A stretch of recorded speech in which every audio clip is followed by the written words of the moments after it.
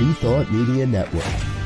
We are a global broadcast network of positive music, media, and entertainment, inspiring humanity's evolution along the journey of enlightenment and creating a world of love, peace, empowerment, and prosperity for all.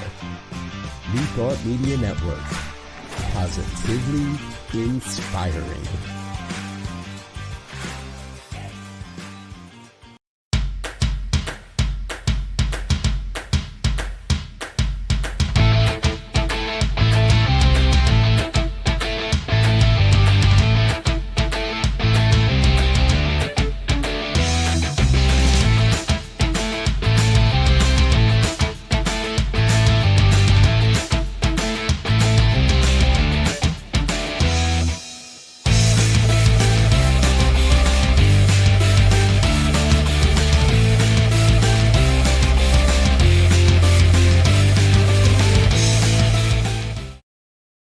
Well, hi there. We're Rockin the Love here on the New Thought Media Network. I don't know where Robyn and Gil went. They just disappeared. So hi there. We do have a great show for you here. We have the good news coming up here in just a few moments. And also we have a great topic today. We will be talking about the energetic field of love during this kind of last few days here in February. Again, good to see everyone here. We must be having challenges at our New Mexico studios. So, so I think what I'm going to do here is I'm going to play a couple of commercials here and then work with Robyn and Gil to get hooked back up again from the secret location that they have in New Mexico. So again, you're watching Rockin the Love here on your New Thought Media Network.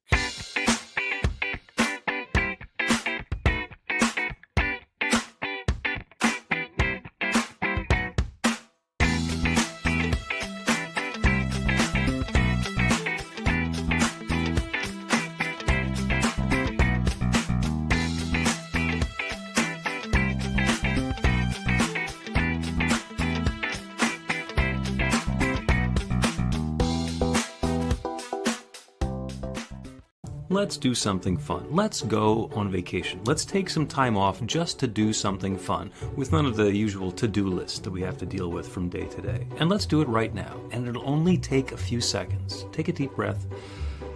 Let it out. Take a break. Give yourself the gift of a moment. Allow yourself to stop doing and simply be. Because you are a bright light of love, and for you, being is more than enough.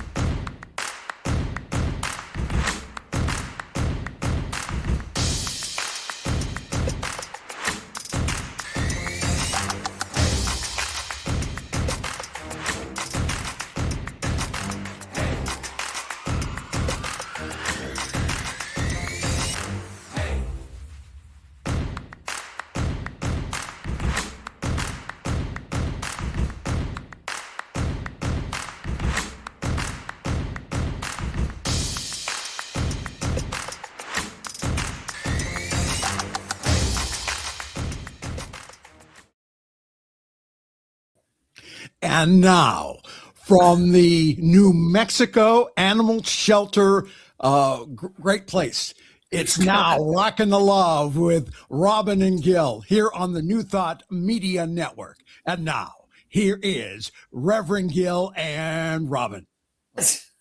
All righty. What an introduction. Thank you guys so scared much. me. What happened? Well, we're glad to be here. We had a little computer thing that just turned off, and we had to figure out what was happening. All right. Well, you guys do your thing. We're back. So, everybody, thanks for joining us here on Rockin the Love. Yes, I'm Robyn. And I'm Gil. and I am in the witness protection programs. I am rocking an eye infection, so I just didn't want to share it with the world. But it may appear because sometimes I can't see out of these. So anyway, we are Rockin the Love, and we are here to do that today. Our topic today is the energetic field of love. Why are we talking about that now? You know? Because the world needs love. The world needs now. Yes. And because it's the month of love, and that's kind of our thing this month. And so we're thinking about expanding the idea of love out. We've talked a little bit about how we miss out on love in ourselves and how it's important to love other people, and we're kind of spreading it out a bit. So we're excited to see what comes of it and hope that you are too. And we're looking forward to this time with you today.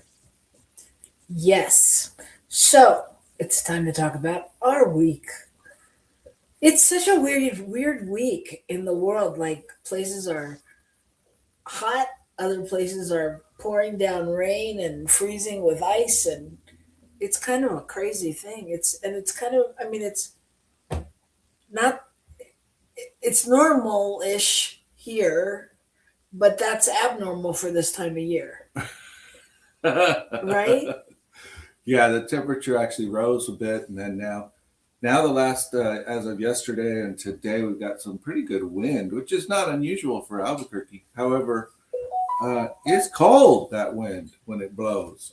Even with the sun out. But it's so dusty, like you can't see anything, and like except the big, what do you call it, tumbleweeds. Like in front of your car, and you're trying to like dodge them so they don't get stuck in your thing, and it's a very different experience than California.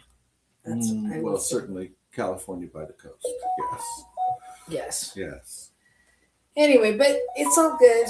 That is my computer having a spaz attack, because that's just the way today seems to be. So we invite you to do what we always invite you to do, and that's, like us, check in with our various platforms, say hello.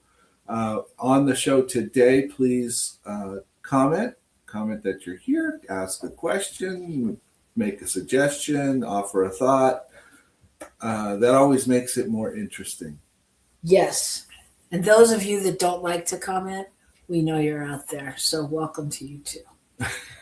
And you know who you are. My favorite couple in the world, Alvin and Louise. And then there's a few of you others that sneak in and say hello. So hello and bienvenidos to everybody. So tell me. What happened this week? Yeah, what's going on? It's been a good week. It's felt rather balanced while at the same time being very busy and happening. And we've got to do a couple fun things together. That's been fun. We went to Costco yesterday together. Well, that was fun. Those of you that go to Costco, sometimes Costco is a chore and you don't want to go. But other times it's like Disneyland, right? You walk around and you go, yeah, we could have that, or what if we got that, or that would be good. And it's fun, like when you have that leisurely Costco experience. Yes. Right? Yes. So we had a little bit of one of those yesterday. Yes, very romantic Costco. We had we had Valentine's too. Yeah, we did. I was going to say we had a Valentine's Day a little bit. Oh, we went out to dinner with a friend actually, whose Valentine was out of town. So we did lots of Valentine duty, but it was fun. It was very fun, and so anyway, so that's what the week's been like. Lots of things happening. Yeah, it's just a busy time, as you can see. The desk that I told you Gil was building for me appears to be in the same status. Well, no, it's added like a coat and a sweater.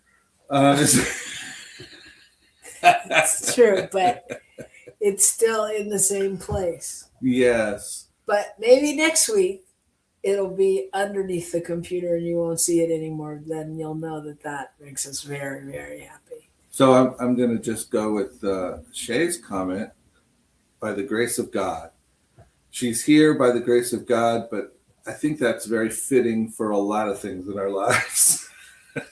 Yeah, it is. It is. And thank you for acknowledging, geez, just the grace of God. It's just the grace of God. It all is. It is. It all is. And I think that's part of what we're kind of going for today in terms of our talk. Yeah. Yeah. And sending love out there to Chantal. Thank you for joining us, passing through, whatever you're doing. Good to see you. And you're on my list of people to call. So I'm really glad to see you. Thank you. So, what else? Anything? Well, we had a great sale the last 2 weeks at the center, at the spiritual center, cleaning things out. And it's just been amazing to watch stuff go, and at the same time to see how much we actually had to put into the sale. You know, and it's been a very cathartic experience to see it move, because one, we made a little money, but two, we really released a lot, and that feels really good as we move into a new space. And this upcoming Sunday is our very last Sunday in our current location, which has been there about 12 or 13 years. So it's kind of significant. Well, I think it's also significant because those of you out there that know Gil hasn't been there 12 or 13 years. Well, yeah, no, I have not. He's only been there 4, which is crazy, but 4. And now we're moving into a new space, and I think it's very symbolic because it's your space. Yeah. Well, we've done it together. It's kind of like a second marriage, and you move into the same apartment, and then you got to find your own. Yeah, maybe that's a little over the top, but you know, that idea where you come together in something, and it's okay and it works, but it's something special about creating your own space. I think they got it. Yeah. All right. Hola. Many people out there. Hola. Bienvenidos a Mexico. Your doula for grief, Miss Morgan Gonzalez, is with us. Wow. It's a party. So we want to share that party with you, and we want to give you some good news, because I know that is the common denominator in all of our weeks, is that there's so much news out there that is just bogging us down and things like that we take this opportunity to talk about what is good in the world and the good things that people are doing out there. So, hit us. So, I had this thought today. I thought about angels, and I thought about how sometimes people tell the stories of how angels have shown up in particular situations in their lives, and they kind of frame it that way because it's someone they didn't know, and they may or may not remember a lot of details, but somehow in the whole process, they still don't know where that person came from or who they were. Right. You know? And so I saw this story of a couple police officers that were out among other people, among other officers, because they were searching for a missing 3-year-old. And they were canvassing, and they went up to a particular house and going up to the door, and this dog kind of came up and sort of growled at him a little bit and tugged at his pant leg, it seemed like, kind of, you know, and he kind of was like, wow, I guess I'm the dog guy, you know. And so, but then the dog turns around and runs out in the yard, and then, you know, starts barking like, what are you doing? I come along. And eventually takes him around to the back of the house and sits down by a car that's parked in the backyard. And the officer comes up and looks, and in the back seat is the 3-year-old. Oh my God. Locked in because the child locks were on, and he didn't know how to get out. And so they coached him out of the car, and everything was fine ultimately in that. And no one has really figured out where the dog came from or whose dog it was. Wow. And I thought, isn't that cool? You know, that you know, that real idea that spirit is everywhere. Life shows up in everything. And so this idea of there being some mystical way that people show up, why not animals as well? So how cool. Yeah, it's very cool. I love that story. But you knew I would. I knew you would. That's why I picked it. Mostly for you. Yeah. Well, my story is about kindness and goodness, and I thought it really went well with the topic today because it's about a plane that was on the runway in Newfoundland, Gander, Newfoundland, and it was grounded due to the ice in the on the path. And the passengers waited on the plane for over an hour, and finally they were allowed to get off, but they were told that, you know, they'd be staying the night. And with limited taxis available, because it's a small town, the whole town, like the hotel put it on the Facebook or the website, and the whole town like showed up with cars and to take them to the hotels and offered their homes and all of that. And then in the morning, and it's the community really, they shuttled like 150 to 200 passengers. It wasn't just a small deal. Yeah, it was a big plane in a small place. Yeah. Yeah. And so, and apparently and then they were there in the morning also waiting to take them to the airport and shuttle them back. And they did the same thing during 9/11, that when planes didn't get off the runways and things, the whole town banded together, came forth, and just exhibited that kind of human kindness that we need to remember is out there in this day and age. And I just thought that was such a beautiful story, you know. And of course, our neighbors in Canada. In Canada. Well, yes, of course. Yes, the kindest, most generous people we know. So, yeah, I'm talking to you, Chantal. Okay, so. Okay, so by the way, our friend Shay reminds us that dog is just God spelled backwards. So there you go. Good point. So, you know. Yeah, all about the oneness. Yeah. So, yeah. Okay, that's our good news. Lots of good news. Lots of good news happening, and we know you don't get to hear it all the time. So there you have it. There's a little snippet. We're going to take a break, and when we come back, we are going to talk about the energetic field of love. And we'll let you know what that means when we get back. So join us right back here on New Thought Media Network.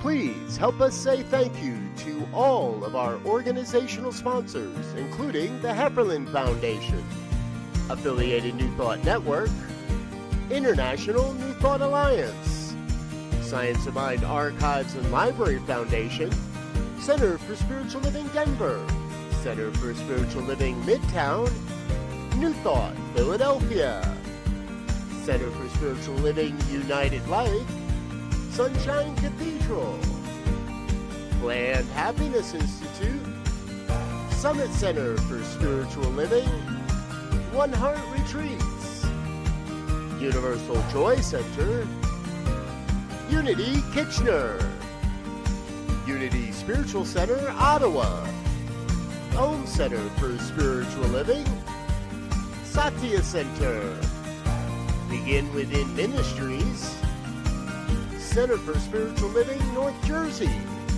Unity of Savannah, and the Center for Spiritual Living Seattle, as well as all of our individual donors. On behalf of New Thought Media Network, thank you, and please like, share, and subscribe. New Thought Media Network, come be you. Come expand your spiritual journey. Join us for Just the Talk, Sundays, 1 p.m. to 6 p.m. Mountain Time, Experience Unity Kitchener and Ottawa. Center for Spiritual Living Midtown. Center for Spiritual Living Denver. Unity of Garden Park. New Thought Philadelphia. The Sunshine Cathedral. Unity of Savannah. And the Ohm Center for Spiritual Living. Come unleash your spiritual potential with New Thought Media Network.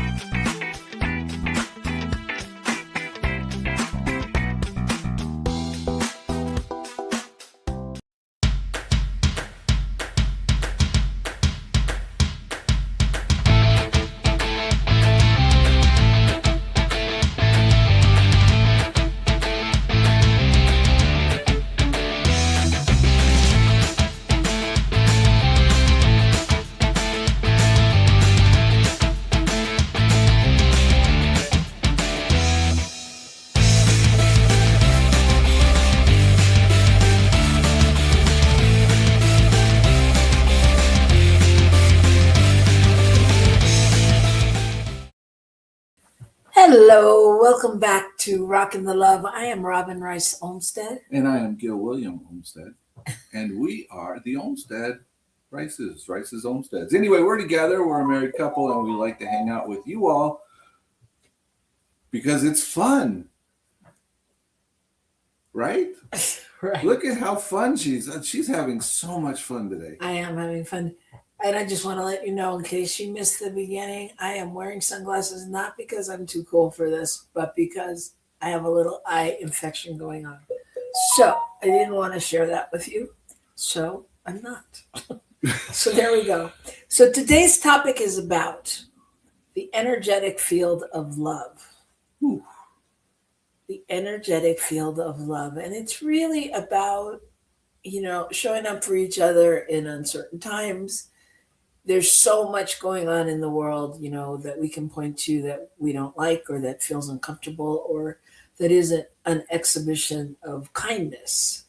And this is about how do we show up for each other in these times and how do we stay, connected and grounded and really living in love and not letting fear permeate our whole being. So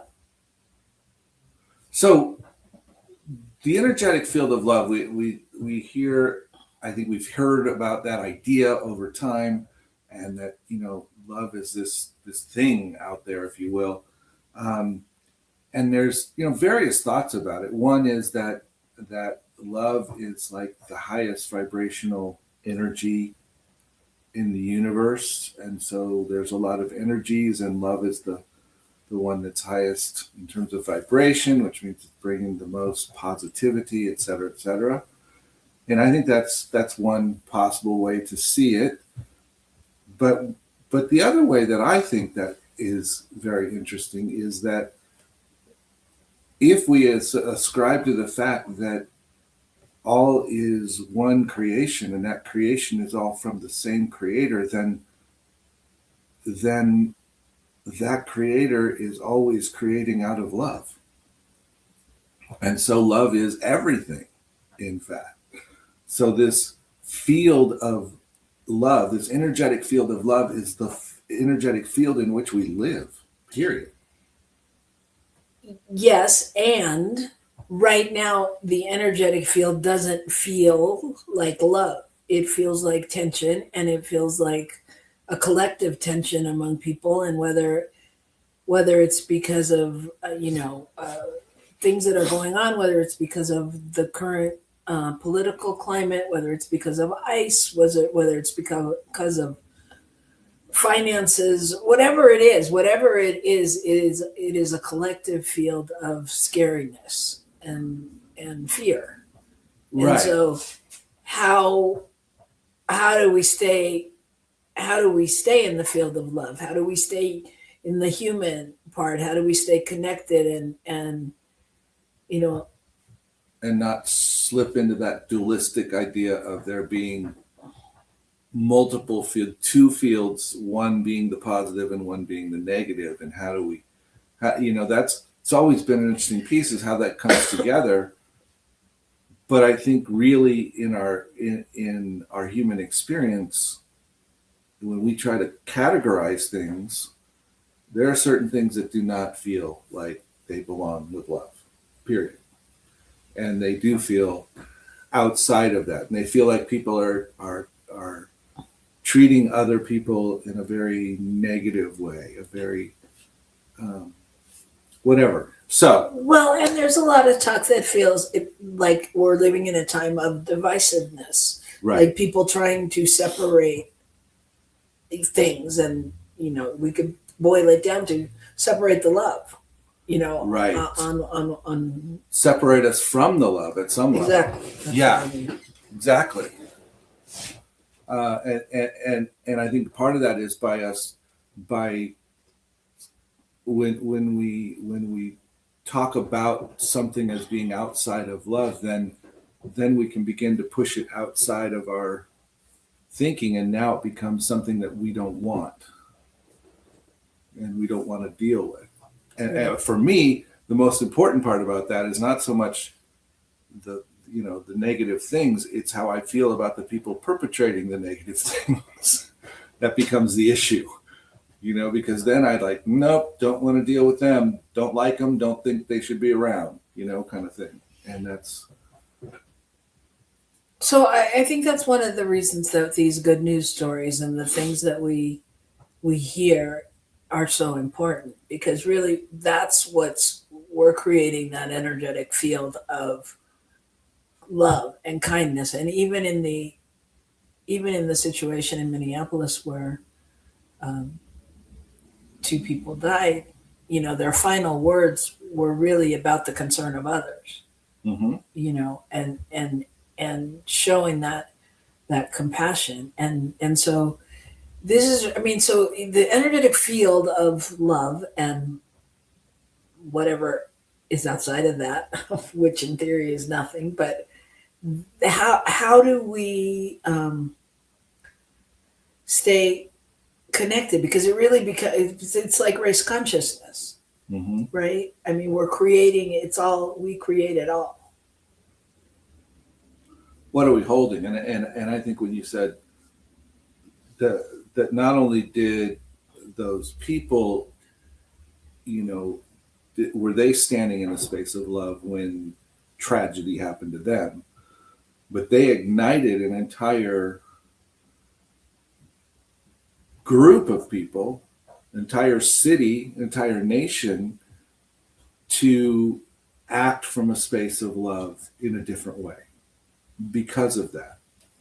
Yeah, that's really important. Yeah. And I'm sorry, I don't want to say those people, Alex Pretty and Renee Good. Thank you for saying that. Yeah, go ahead. Yeah, so, I don't know, some of you have heard an interview with President Obama about what happened in Minneapolis, and his description of all, actually it started, anyway, it doesn't matter. His description of all that we're seeing that is positive, that is people walking in love in that situation. Rather than looking at Alex and Renee being killed, it became about something much larger. Mm. Not that discounts anybody's value, but the fact is that the larger purpose of love is outpicturing in ways we have not seen it recently, that are new.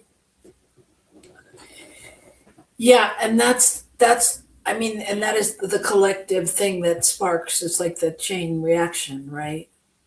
Mm-hmm. It opens up the space and it gives us permission to stand in that and create that web together, so to speak. But I think that the story, I don't know if I shared it on here or not, but about the various new detention centers that ICE has been attempting to purchase warehouses and build all across the country. And the flip side of that story is all of the people that have come forth and said, that's not okay. That's not who we are. Mm-hmm. And no, we're not going to support that. We're not going to support people that sell you the property. We're not going to support building new infrastructure in our city so that you can have enough water and electricity to make it work. We're not going to do this stuff. That's not who we are. And I think that's that. I often wonder why, when everybody says this is all happening for a reason. This is we had to learn this way. Yada yada yada yada. All of that. I'm like, okay, but why? I mean, I get it. I've had enough. What is it? What more is it that we need to learn? Have you not been married to me? Do you not get that? It does not sink in quite that quickly in our human brains. Now you're going to make me forget what I had to say, because it was off of what you said, though, that what did you say about doing it together or something? About how people have stepped up together to say this isn't who we are. Yeah.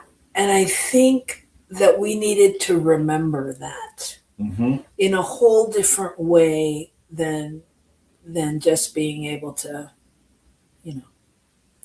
go, that's not who we are, and go on about our business being who we are. Because clearly, I mean, and this came up when Obama was president, but certainly not like this. Clearly, there's an underbelly of people that don't feel the same, and, now have jobs working in this venue of the, but there's people that are, I mean, I don't know that we really knew how bad it was. I mean, I think I did. I just didn't know it could get like this. I mean, I think I've always known or thought that there were people that went against things that I believe, like kindness and equity and things like that. But I didn't know that really the whole system could be taken down. Well, I think what is hard to look at is with the amount of fear. And my sense is that's what drives so much of this is fear. Fear of something being lost, fear of something not being gained. And so what we really have is, for me anyway, is this unawareness that so many people live in such painful fear. That they are so convinced that others are out to get them, and that the other people have to not get something in order for them to be able to get it. That if you let others have something, you're not gonna have what you need. And yes, I'm interested in this comment by Shay as well, what you were referring to exactly about spiritual bypassing. It certainly is something that we all have done and sometimes do in trying to pretend that everything's okay. And maybe that's what you're referring to, is we've all kind of brushed the stuff that was kind of crusty aside until there started to be big cracks that we were falling into, and then we went, oh yeah, this really is a problem and I haven't been addressing it. So I don't know. Well, and I'm going to guess that Shay will let us know, but I think part of the spiritual bypassing is, well, I don't know. I think it shows up in people not knowing what to do sometimes, which isn't exactly spiritual bypassing, but can lead to spiritual bypassing. And, I don't know. I'm going to let her explain before I talk myself into a hole. Yeah. And I would just say that spiritual bypassing, for someone who may not have an idea what we're talking about, I think it's just the idea of coming up with some spiritual platitude or thought that would allow us to sort of move beyond it and pretend it's not really there. Beyond something, whatever it is. Right. And to just go, And rather than face it, we kind of push it aside. and to be like, to live into the principles of what we say and go, oh, it's all good. It's all God, and then leave it at that, as opposed to knowing that there should be action along with that. All right. Yeah. All right. Shay says, oh,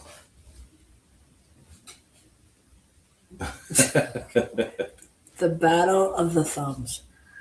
It's about saying that everything happens for a reason when people are actually in the midst of the horror of it all. You can't go from being in grief and shock and horror right to that. No, and I don't believe, yes, I hear you. And I don't believe, what we're seeing in places like Minneapolis, St. Paul is people skipping to, oh, look, this happened for a reason and we have to step up. No, but I think it motivated people to make the move. And over time, it begins to reveal itself that out of the horror and the shock and the pain came something more positive than we would have expected. More positive than we even maybe could have created without that push. If we weren't pushed as a people by that horror, would we have gone there? Excuse me. Yeah, I also think that it's about, Shay says exactly in time. It did, yes. I also think that it's about all of us on some level reclaiming power. Mm-hmm. Because I think we've been complacent in many ways, and letting things be dictated to us and just being like, okay.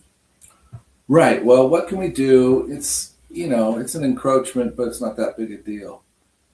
Yeah, or like, and this won't last. Right. Yeah. Well, it can't last. That's not how it works. Or, yeah, it wasn't okay, but it didn't. Most of us aren't affected by it. Whatever. We push it aside. And I think that's easy to do. We do it in all kinds of places in our lives. We do it in work situations where we're treated poorly by another worker or by a boss or something.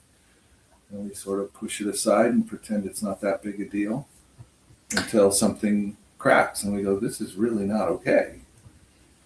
Yeah, and I think in New Thought philosophies, we say a lot, let's just hold the space for love. Let's just hold the space for peace, for understanding, for compassion. And so I want to talk a little bit about what that means, because I think that too can fall into the spiritual bypass platitude area. When I'm holding the space for goodness and kindness. Now, what does that mean? What does that really mean when we say to you, go out and rock the love, everybody. Hold the space for love and peace and possibility. What does that mean? Well, I think, it's a complicated question. It is. It's a complicated question because there is a level at which my thought is when we're holding the space for something, we are knowing that is the truth of what's underneath it all, regardless of what we're seeing. And in knowing that truth, we're allowing that to come forth somewhere, somehow. Okay? And so that becomes a positive force. If we are just sort of going, well, it's okay, and I know really that's if we aren't acknowledging the truth of the situation, the pain of the situation, the individual angst of the situation, then we can't really see the truth of the situation, because we're not seeing the truth of the individuals, we're not seeing the truth of anybody. So therefore, we're just sort of painting over it, and attempting to make it not stand out on the wall, if you will. You know, somebody spray painted the wall, and we just sort of paint over it, but we don't address it. We don't clean it up first. We don't put the right kind of paint on it. We don't, you know, it shows through when you're done. We don't acknowledge what's there. Yeah. And like when I look at the world, I have to acknowledge that there's a lot of pain right now, and a lot of suffering, and a lot of things that I don't like or make me uncomfortable, or I wish were another way. And it's like I have to acknowledge what is and what is true for me before I can get to a space of acknowledging what's possible. Does that make sense? Mm-hmm. You know, and love is like one of the highest frequencies there is. And it's not always easy to get there, you know? Well, when we're in the purest vibrations of love, yes, it is. It is. And for me, the really hard part is to look at what is everybody, where are we acting from love? And, you know, how does that show up for different people who have had different experiences, what about these people that are walking in fear, who truly think that to protect their family, they must make sure that certain people are not allowed near them?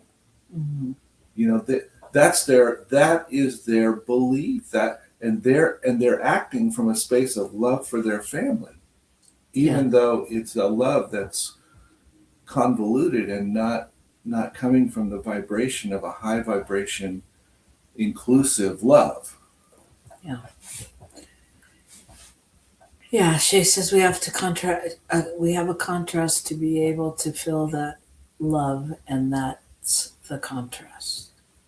So we as humans, we see the positive, the negative, the plus, the minus, that's sort of that, in some ways, Shay, that acknowledgement of how we think in duality. That we have to have something to compare something to be able to get the idea of where things land, because, is this a great car? Well, if you put it next to this other car, no, it's not a great car. But that's the shift in love, where we realize that both cars have value, and we can love them both, and they can both be perfectly valuable. But we tend to compare them and then go, oh. And in some ways, the same thing happens with the painful stuff. Well, it's not that bad, But when it suddenly shows up to the point where we go, we can't deny the part of this that isn't okay, then that allows us to take the steps to shift. Yeah, and what's coming up for me too is we can't allow. What did you just say? We can't allow the comparison. Okay. I don't know. I don't know. You said we can't allow something, but so which brings me to forgiveness. Mm. And can we forgive? Mm-hmm. Mm-hmm. It's a big question for these days and times. Well, yes, what is forgiveness? And because we're, for instance, marching in the streets and saying that these actions of this group of the government is totally inappropriate and wrong and needs to be dealt with, does that mean we don't walk in forgiveness? Are we out to say we need to retaliate, or are we out to say we see a better world? We see a place where this isn't how things happen, and we invite you into it, rather than how can we push you out so that you're no longer in the way. And I think that's kind of the difference. Forgiveness is that place where we invite people in somehow into the circle. That, there's all kinds of things and nuances around that. So don't take me too literally, but you get the idea. Yes, that's why you're the minister. Yes, because I can say things and you can go, what? Well, no, just, I think that's a big concept during all of this, because I don't know, I haven't even gotten there yet. It just keeps coming. So it's like, there's not even time or space to, in my opinion, to do that for me. So I think as we move towards the closure, I know we're all holding a space for shift, for change, no matter what that is, and no matter what your political opinion is. It feels like there's things that want to be changed, are being called forth. And so I just wanted to talk about, so really, again, back to holding the space. What would you say is the best way to stay in a space of holding the space? And, what is it that we can do? Well, I think one is that idea of forgiveness. And what I mean is to not be holding some belief that somebody needs to be punished, etc. It's about holding a space for something larger to happen, Right? something that includes more people, that somehow includes more possibility, and having compassion for everyone in the process, and just being there to support people, listening to people, listening when people say, I'm really freaked out, this is what's going on, and just listening. Don't have to go, oh yeah, that's terrible, let's get them. Just listen, just hold their hand, just allow them to cry and feel horrible, whatever it is, and know that they're not alone. Right. What else would you say? I'll add to that in a second, but I want to share Shay's. Says it's kind of hard to get to the places of forgiveness when everyone is just hanging on by a thread. Oh, I made that up. By their fingernails, fighting for their very lives. That's for later, if at all. Do we forgive the Holocaust? And the answer has to be, with Corrie ten Boom, yes.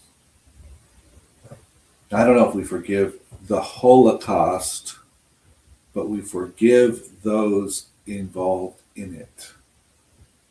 We forgive people for their choices that they made that were out of line. And I mentioned Corrie ten Boom because she had a famous book where she was talking about surviving and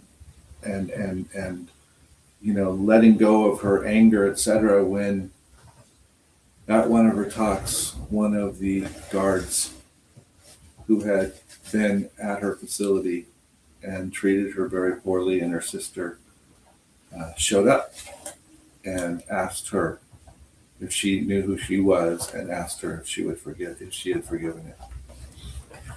And that's where the rubber meets the road, folks. because can we see beyond the appearance? Yeah. Welcome, Christopher from Detroit. Right nice on. to have you with us. Yeah, that's where the rubber meets the road, and it's really a place of, it's a deeper place. Shay says, then we forgive ice again in time. And yes, I agree with you. And if you've seen any of the promotional material that ICE was putting out and how they're recruiting people and how they're inviting people to come on and be macho, and that it's like a video game and all of this, it's not, we have to understand that there's some level of vulnerability in the folks who are being recruited to come on board. They have their fears, their understandings of the world, and instead of addressing those realistically, people have exploited them, which only means they come on board and their misunderstanding of the world just is amplified and made, they're made to think that that's what you should do. That's the right thing That's to the do. right thing to do. Yeah, it's a tricky situation, and it's definitely one that takes time. I mean, if you go back in history, there's many situations we're still recovering from and working on forgiveness. I think we're navigating times of uncertainty and a lot of needs out there of people needing to feel seen and heard, and others needing not to be seen and heard and trying to cover it up with making other people seen and heard. And so I think, just to leave you with some practical ways. I mean, the thing about holding the space for love and compassion and kindness and things you want to see in the world is really about setting an intention, I think, and then really being able to anchor that and live into that. And what are you doing in that? And, it doesn't mean you have to go and march or, do anything, huge, but what can you do? What will you do? What will make you feel good? And if that's, texting or calling your congressperson and doing those kind of things, so writing envelopes and mailing things out, talking to people, joining circles of, where people talk about things going on, or whatever that is that makes you feel like you're making a difference. Like, I know people that have let go of different products or don't support Paramount TV or things like that. Does that mean that you have to cut everything out? No, you don't have to cut everything out, but cut some things out, or do whatever makes you feel connected to being the change you want to see in the world. And I think when you say that, being a change you want to see in the world, it's the more we can anchor that space of forgiveness, of peace, of possibility within ourselves, I believe the easier and better we will be able to shine that into the world, to share that into the world. And when a protest comes along, when a conversation with an individual comes along, when whatever it is that comes along, that is the appropriate time, when we're anchored, we'll be able to step into that space and offer something that will bring about a certain amount of shift in people's understanding.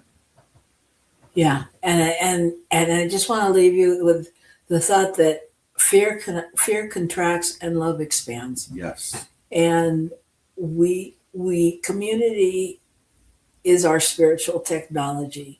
We gather here, we gather in mosques, we gather in temples, we gather in centers, churches, whatever it is, but use that as your spiritual technology, and remember that every act of care is really truly a vote for the world we want.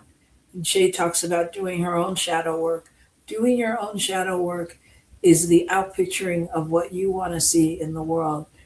Clearing out yourself, whether you're working on yourself, whatever you're doing, it is that act of care that and love that takes us into the next energetic of who we want to be. What are the prejudices I'm holding? What are the misunderstandings or the beliefs I hold that may not be founded in anything real? And we become more powerful when we remember we're not alone. Mm-hmm. And you're not alone. You are here with us, right here, right now, rocking the love. And so that's what we want you to take out into the world. Just remember, you're not alone. There's somebody out there. And, whether you need prayer, whether you need companionship, whatever it is, there's somebody out there that is willing to meet you there. Yes. So our charge to you, everybody, is to keep rocking the love out in the world. The world needs it. And we'll see you next week. Thank you, Shay. Thank you, Chris. And thank you, everyone else who's been with us today. And Chantal. Really appreciate it. And Chantal, that's right. Love you, Chantal. Bye.